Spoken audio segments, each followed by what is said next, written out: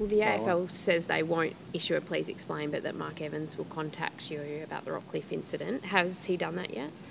I think he's delegated his responsibility there. I spoke to Mick Polton earlier, and we just had a conversation about it, which was was probably as calm and rational as the conversation I had with Tom.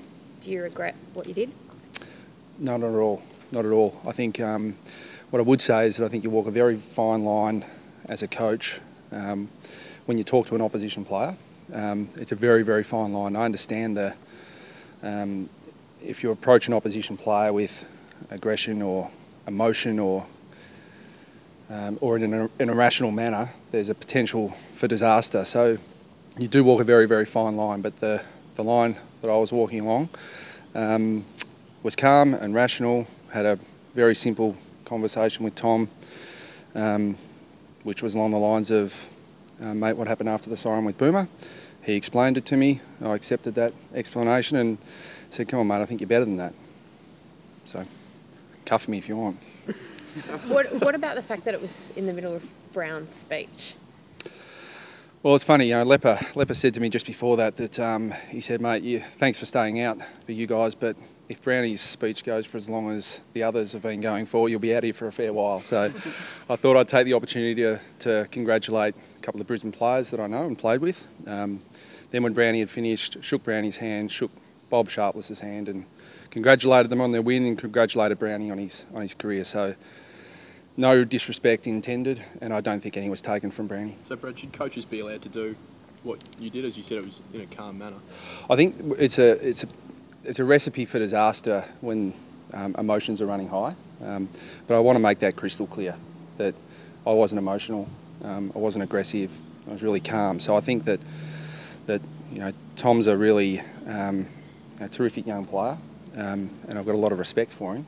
And I think we're both adult enough to be able to have a simple exchange like that, provided it's done in the right manner.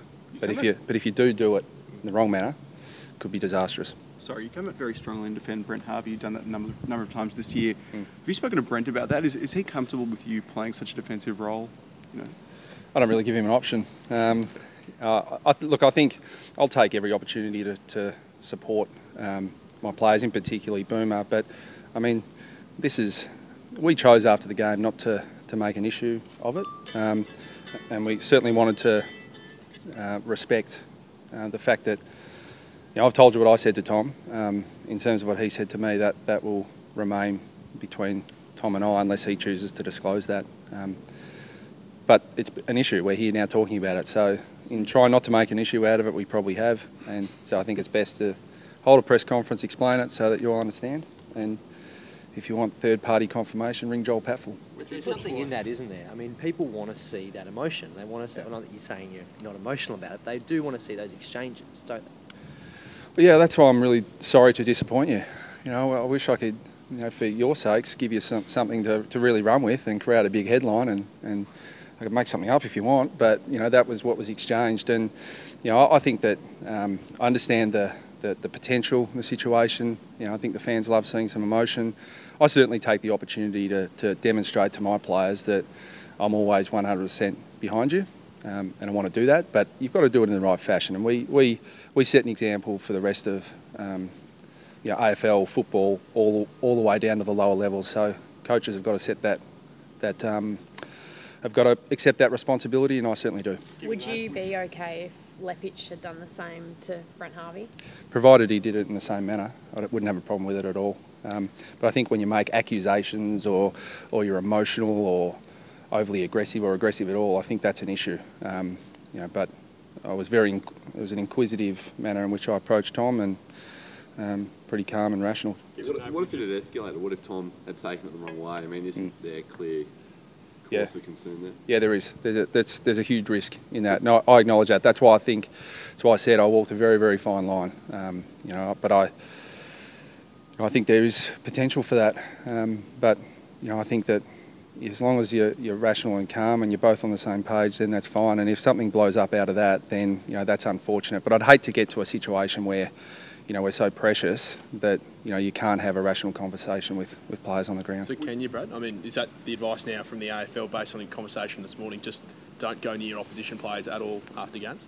No, that wasn't their advice at all. They said they were very, very comfortable with what happened, but they do acknowledge, as do I, that there is this risk if you are aggressive or you're emotional or the player takes it the wrong way, then you've got a real scene on your hands there. So the best advice would be probably to say nothing, but I thought I'd take the opportunity to try and nip it in the bud.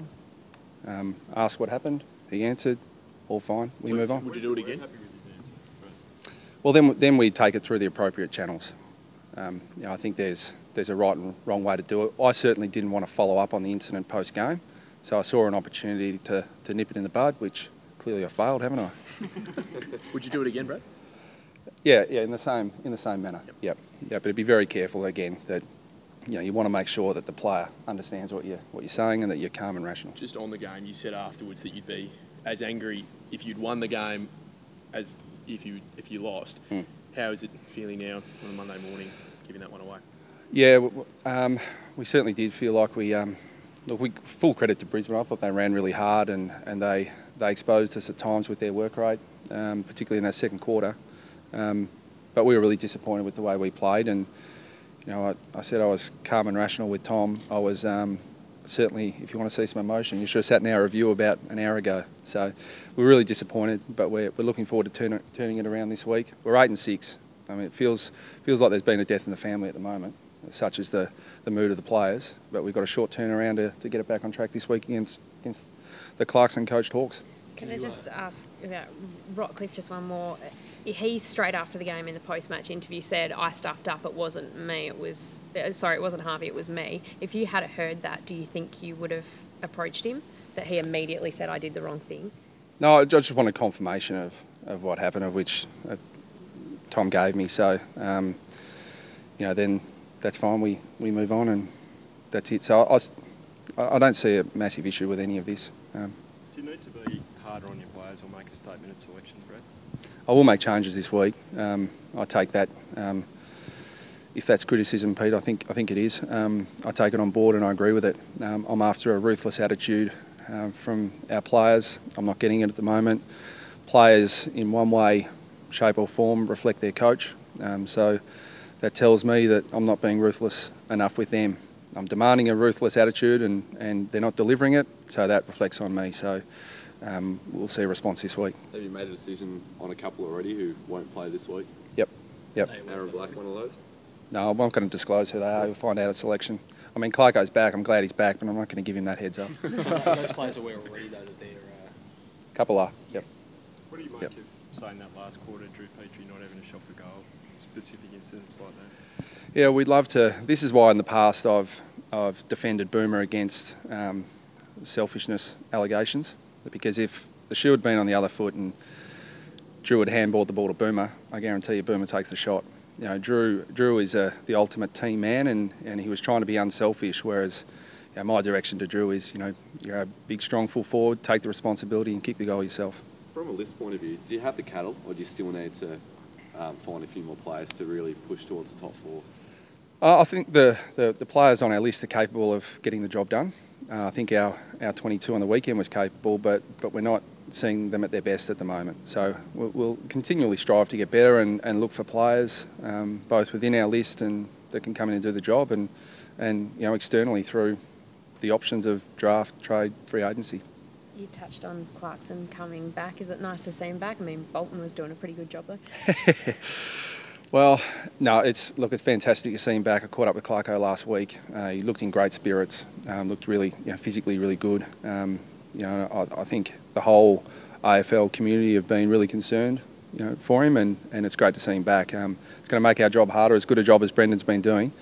Clarkson's as good a coach as there is in the country at the moment, so it's going to make our challenge even harder. You didn't tell Clarko in your chat just to take one more week off? Well, he was up in Brisbane scouting our game, so hopefully he thinks we're going to play like that again. You copped down his farewell game last week, and now you've got Clarkson's return game. I mean, you can't do anything about it. Would you prefer it to happen to someone else?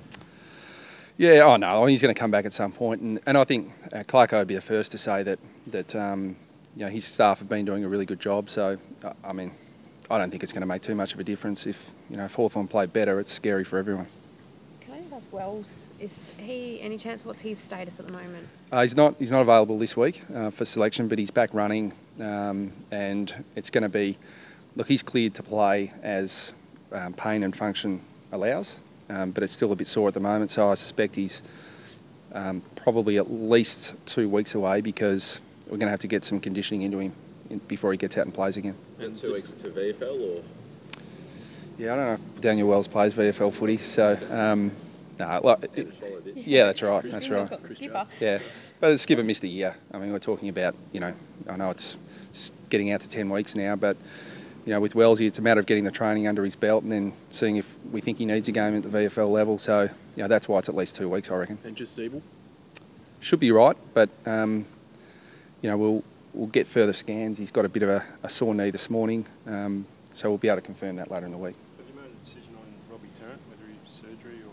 Yeah, that decision's really close. I just spoke to Robbie before coming downstairs, and I suspect we'll make that decision this afternoon as to the best form of treatment for him going forward, and we'll announce that this afternoon. Thanks, Brad. Thanks, Thanks for coming.